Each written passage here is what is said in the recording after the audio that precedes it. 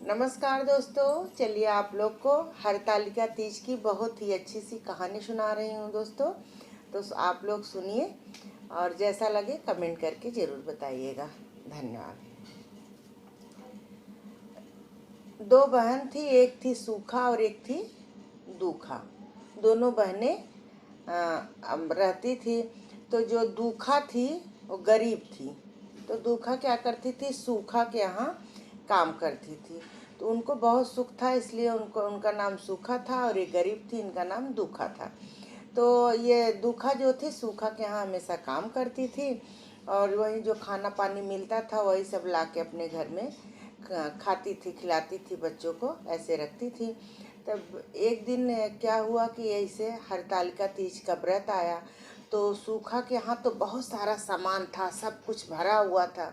तो सूखा ने तो भगवान के लिए बहुत सारे सामान रखते हैं ना, कि जैसे आज हम व्रत रखते हैं तो जो हम मीठा चीज़ बनाते हैं, फलाहार बनाते हैं, उसको रात को रखते हैं कि भगवान आएंगे खाएंगे। हम लोग क्या ऐसा होता है, तो जिसके यहाँ होता होगा तो उनको पता होगा। तो वैसे उसी तरह से सूखा ने बहुत सारा सामान बनाया था। तो भगवान को काजू किशमिश बादाम और फल फ्रूट सब बहुत कुछ चढ़ा दिया था, चढ़ा के रात को रख दिया था। और दूखा के पास कुछ नहीं था। तो दूखा क्या की थी, गई थी जंगल में, क्या लाए, बिना पैसे का तो कुछ सामान मिलने वाला नहीं है। तो दूखा गई जंगल में गई तो उनको कुछ नहीं मिला। वो क्या की थी कि कच्चा बेल जो था वही कच्चा बेल तोड़ के लाई, और रात को बोली कि अभी मैं क्या रखूं, मेरे पास तो कुछ है नहीं। तो एक मट्टी के चूल्हे पे एक हांडी में भर के वो सब कच्चा बेल रख दी, और उसमें आग जला दी, और वो बेल पक गया। वही बेल को ढक के अपने घर में छोड़ दी। फिर इसके बाद जब रात हुई तो शंकर पार्वती जब निकले घूमने के लिए, तो घूम रहे थे तो गए सूखा के यहाँ, देखे तो सूखा के यहाँ भाई सब अच्छा अच्छा सामान था। हाँ, मेवा फल फ्रूट सब रखा हुआ था। तो सूखा के यहाँ तो कोई चीज़ की कमी नहीं थी, सब चीज़ था। बची दूखा। तो दूखा के यहाँ नहीं जा रहे थे। पार्वती बोली चलो दूखा के यहाँ देख लेते हैं। बोले अरे दूखा के यहाँ क्या होगा, दूखा के पास खाने के लिए कुछ है नहीं, तो दूखा क्या रखी होगी। बोली फिर भी भगवान चल के एक बार दूखा के यहाँ भी देख लेते हैं कि दूखा आपके लिए क्या रखी है, हरतालिका के लिए। जब भगवान गए अंदर देखे तो दूखा देखी, तो भगवान को देखी बहुत खुश हुई, हाथ पैर जोड़ी। इसके बाद भगवान बोले कि दूखा क्या मेरे लिए रखी हो।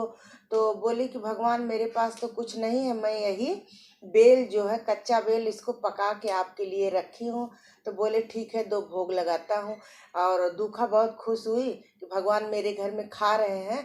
दूखा सब लाई दी और भगवान खा लिए। खाने के बाद भगवान बोले मेरा पेट तो बहुत भर गया है, अब मुझे मेरा पेट दुख रहा है, और मुझे उसके लिए जैसे लैट्रिन जाना पड़ेगा, संडास में जाना पड़ेगा। मैं कहाँ अब बैठूं, मेरा पेट बहुत दर्द कर रहा है। तो दूखा गरीब थी। तो दूखा क्या बोली कि ऐसा करो भगवान, मेरे घर में तो कुछ है नहीं, सब जो कोना अतरा है सब कचरा ही मट्टी पड़ा हुआ है, और कहीं भी आप बैठ लीजिए और वहीं बैठ लीजिए। तो शंकर जी क्या किए, इस कोने में उस कोने में उस कोने में जगह जगह थोड़ा दूर ऐसे बैठे। बैठ के उठे तो बोले कि अब मैं पानी लेने कहाँ जाऊं।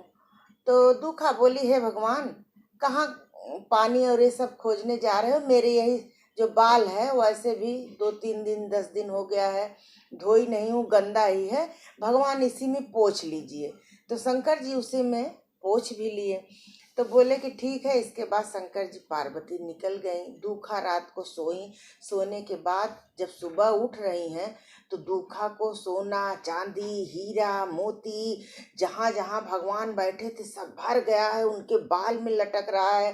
दूखा बहुत खुश हुई। इसके बाद सूखा सुबह हुई तो सूखा लगी चिल्लाने, ए दूखा कब आओगी, मेरा सारा काम पड़ा है, बहुओं को नहलाना है धुलाना है, सब काम पड़ा है, खाना पीना बनाना, तुम अभी तक आई नहीं, दूखा कब आओगे। दूखा बोली अब मैं नहीं आऊंगी, तुम खुद मेरे घर में आओ और काम करो, और मैं नहीं आऊंगी। तो सोची अरे ऐसे कैसे बोल रही, गई सूखा देखने के लिए। दूखा को जब जाके देख रहे हीरा मोती सोना गहना सब भर गया है। तो बोली ये कैसे हुआ। तो दूखा ने सब कहानी बता दी। फिर इसके बाद इंतजार करते करते सूखा 1 साल बीता। सूखा इंतजार करने लगी हरतालिका तीज कब आएगी। जब आई हरतालिका तीज तो उन्होंने क्या किया कि जैसे जैसे ये दूखा की थी सेम वैसे ही बेल पका के ये सब कर रख दी थी। शंकर पार्वती आए, बोले चलते हैं सूखा के घर में देखते हैं। जब गए सूखा के घर में देखने के लिए तो सूखा वही उनकी दूखा के जैसे बेल ओल पका के रखी थी। तो भगवान बोलने लगे इसके पास तो सब कुछ है, तब ये क्यों ऐसा करने लगी, बेल पका के रखी है। तो भगवान जैसे जैसे दूखा की थी भगवान वैसे वैसे गए, भोग लगाए, खाए, बोले कहाँ बैठूं। सब जैसे दूखा की थी वैसे ये सब एकदम कंपटीशन में वैसे ही बता दी।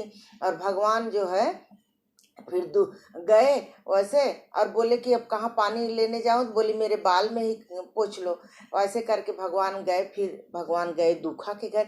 दूखा के घर गए तो भगवान जैसे दूखा को सब कुछ दिए थे, दूखा उसी तरह से खूब भगवान को फल फ्रूट मेवा मसाला वैसे चढ़ाई थी खूब। तो भगवान भोग लगाए, प्रसन्न हुए, खुश हुए। और जब सुबह उठे तो सूखा के यहाँ क्या हुआ कि पूरा टट्टी टट्टी गंदा, सब जगह कीड़ा मकोड़ा, बाल में, पूरे घर में सब बास आ रहा, सब हो गया। फिर लगी रोने, बहुत रोई इसके बाद। लेकिन सब लोग बोले अभी 1 साल तक इंतजार करो, अगली हरितालिका जब आएगी तब ऐसे किसी तरह 1 साल उसी गरीबी में उसी बदबू में निकाली। फिर जब 1 साल हुआ तब आई और भगवान से हाथ जोड़ के माफ़ी मांगी, भगवान के पैर पड़ गई कि हे भगवान मुझसे गलती हो गई। तो वही भगवान बोले कि जिसके घर में कुछ नहीं है, अनचाहे में जो लोग करते हैं उनके उनके लिए ठीक है। तुम्हारे पास सब रहते हुए तुमने दूखा के कंपटीशन में ये सब किया, इसलिए मैंने किया था। फिर भगवान ने उनको आशीर्वाद दिया। फिर उनका घर और सूखा दूखा का दोनों का भरपूर भर गया हर चीज़ से, और दोनों बहनें अच्छे से रहने लगी। राजपाट खत्म।